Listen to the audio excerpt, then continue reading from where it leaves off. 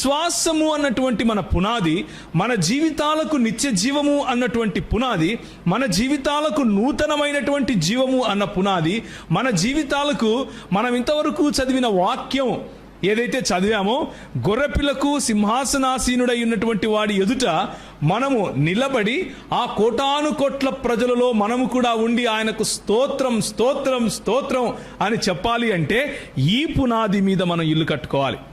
ఈ పునాది మీద మన జీవితాలు కట్టుకోవాలి. హల్లెలూయా, దేవునికి స్తోత్రం చెప్పండి.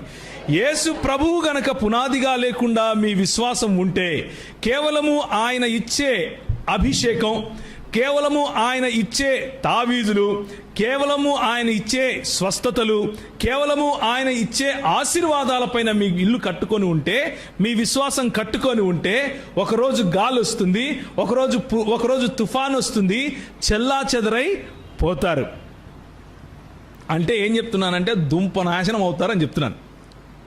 బేసిక్గా యేసు క్రీస్తు అనే బండ పైన, ఆ పునాది పైన గనక మీ విశ్వాసపు ఇల్లు కట్టుకొనకుండా ఉంటే, మీ విశ్వాస జీవితము యేసు క్రీస్తు అన్నటువంటి వ్యక్తి పైన కాకుండా ఆయన ఇచ్చే కొన్ని ఆశీర్వాదాలపైన గనక మీరు కట్టుకుంటే, మనకంటే దరిద్రమైన క్రైస్తవ జీవితం ఇంకొకడు జీవించట్లేదు.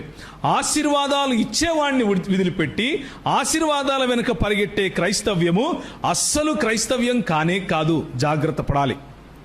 ఆశీర్వాదాలు ఇచ్చేవాడు దేవుడు, కానీ ఆశీర్వాదాలు దేవుడు కాదు.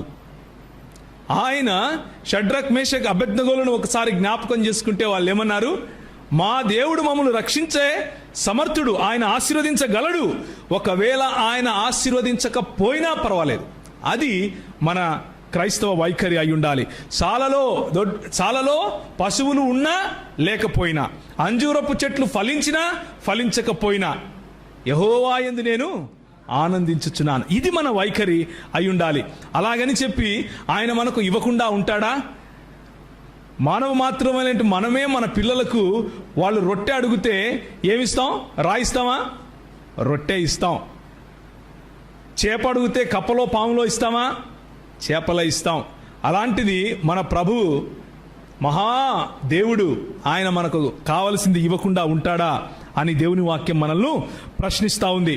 రెండవ మాట, మొదటి మాట ది ఓన్లీ ఫౌండేషన్, కేవలము యేసుక్రీస్తు మాత్రమే మన విశ్వాసానికి పునాది అయి ఉండాలి. రెండవది ఒకసారి చూడండి.